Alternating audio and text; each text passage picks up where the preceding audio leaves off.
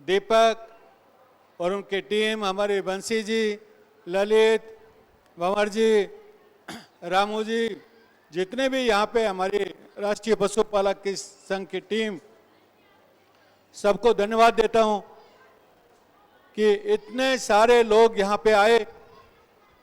मैं हमारे दूसरे समाज के नेताओं को भी धन्यवाद देना चाहता हूँ, हमारी बहनों को भी धन्यवाद देना चाहता हूँ। गायरी समाज के भी बहुत सारे 100-150 लोग यहाँ पे आए हुए हैं, उनके लिए भी एक जोरदार ताली।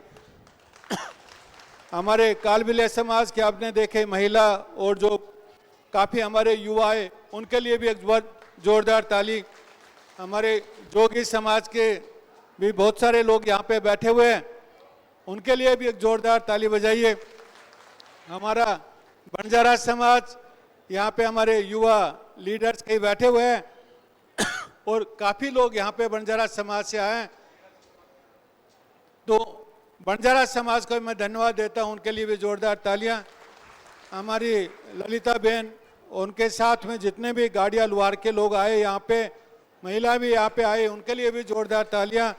मिरासी समाज भी यहाँ पे बैठा हुआ है, और भी समाज, हमारे कनीपा समाज, बाकी गाड़ी को मैंने बोल दिया, तो कनीपा समाज, सभी लोग यहाँ पे बैठे हुए हैं।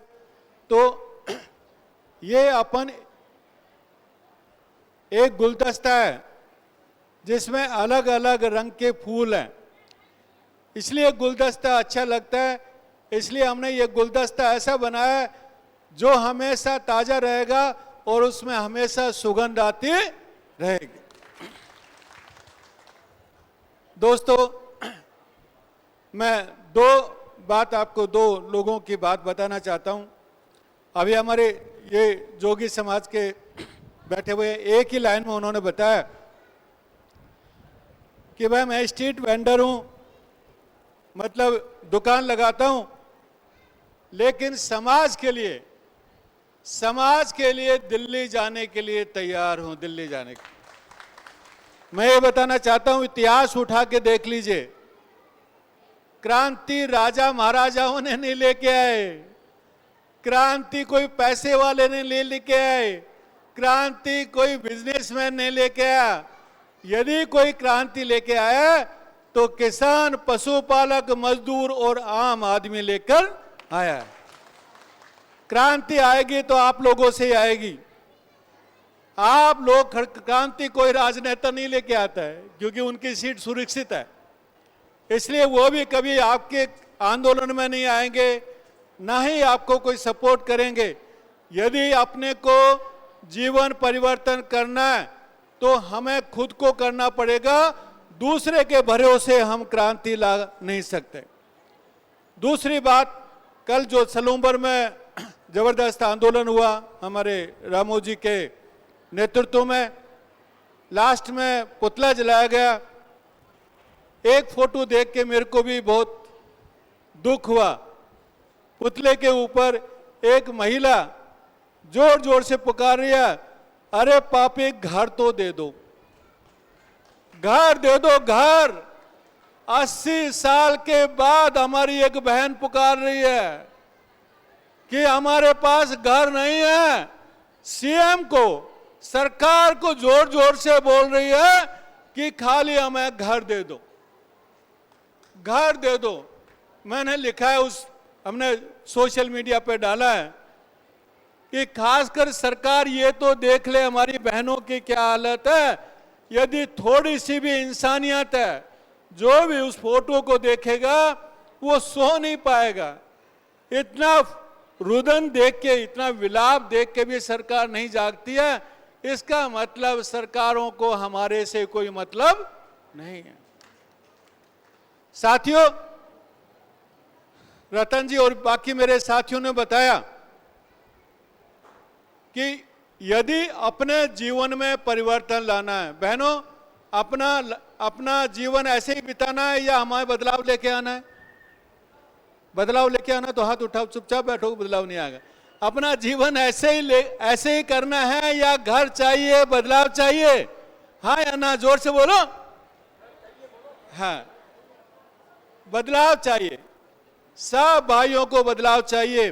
वो भी चाहते हैं कि उनके ये अब छोटे छोटे बच्चे बैठे हुए थे, आप भी चाहते हैं कि आपकी बेटियां डॉक्टर बने, आप भी चाहते हैं कि आपके बच्चे इंजीनियर बने, आप भी चाहते हैं कि आपके बच्चे थानेदार बने, एसडीएम बने, आईएएस बने। चाहते कि नहीं चाहते सब लोग?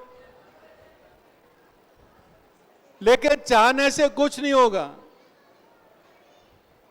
यदि आपको डॉक्टर, इंजीनियर, अधिकारी बनाना है, यदि जीवन में परिवर्तन लेके आना है, तो जीवन में परिवर्तन लाने के लिए इस आंदोलन में ज्यादा से ज्यादा लोगों को शामिल होना पड़ेगा और जयपुर में अपनी ताकत दिखानी पड़ेगी। हम जो मांग रहे हैं वो ही मांग रहे हैं जो कानून में लिखा हुआ है। मैं कुछ कभी कभी लोग कहते हैं कि आंदोलन से क्या होगा, मैं उनको ये बताना चाहता हूं, ये केंद्र सरकार ने किसान कानून लागू किए थे नहीं किए थे? सारे किसान जाकर के दिल्ली में बैठ गए थे कि ये कानून काला कानून है, ये कानून हटाइए। पहले तो सरकार ने ध्यान नहीं दिया, किसानों को बदनाम किया कि आतंकवादी हैं, ये फलाना है, ढिकड़ा है। किसानों ने अपनी जमीन नहीं छोड़ी, वहां बैठे रहे और 6 महीने या 1 साल के बाद सरकार को झुकना पड़ा। पहली बार प्रधानमंत्री को माफी मांगनी पड़ी कि हमसे गलती हो गई, सारे कानून हम वापस लेते हैं। बोला नहीं बोला? दूसरा उदाहरण गुर्जर आंदोलन का देता हूं। कर्नल बैंसला कितने दिन तक गुर्जर रेल की पटरियों में बैठे रहे कि नहीं बैठे रहे? तो हम ये चाहते हैं कि भाई जाते ही जयपुर जाते ही तुरंत आरक्षण लेके आ जाएगा, ऐसा नहीं है। हमें वहां संख्या बतानी पड़ेगी। 1 लाख लोग मेरे जितने भी दूसरे समाज के मेरे युवा साथी हैं, सुन लो, जयपुर आना पड़ेगा है। 1 लाख लोग यदि अपन जयपुर लेके आ गए, मैं बोल रहा हूं आरक्षण अपने को मिलेगा, आरक्षण मिलेगा, क्योंकि आरक्षण हमारा कानूनी अधिकार है। आरक्षण हमें सर्वोच्च न्यायालय ने बोला है, आयोग ने बोला है, हर आदमी ने बोला है कि इनको आरक्षण चाहिए, इनके बच्चे डॉक्टर बनने चाहिए, इनके बच्चे इंजीनियर बनने चाहिए। इसलिए हमारा अधिकार है और यह अधिकार हम जयपुर में जाके पक्का लेंगे।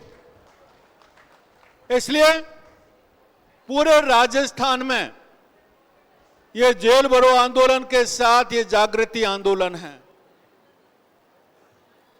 आज मेरे साथी पूछ रहे थे कि भाई आजादी में भी लोग ऐसे ही चलते होंगे, कल जो हमने सलूम्बर में किया ऐसे ही चलते थे, हर बार बोलते थे कि हमें देश को आजाद कराना है, आजाद कराना है। अरे उस वक्त तो अंग्रेज थे जो देखते ही गोली मार सकते थे, अभी तो लोकतंत्र, गोली मारने की सरकार में हिम्मत नहीं है, ना ही अपने को जेल में ले जाने की सरकार में हिम्मत है।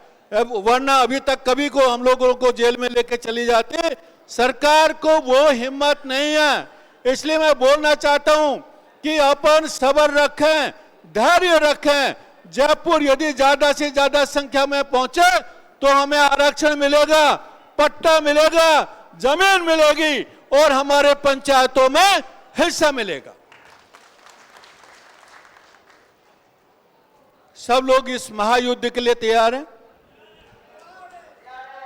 सब लोग तैयार हैं?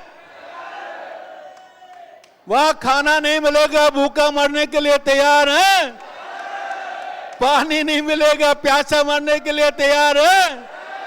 ये जाजम नहीं मिलेगी, मिट्टी में बैठने मिलेगा, बैठने के लिए तैयार है?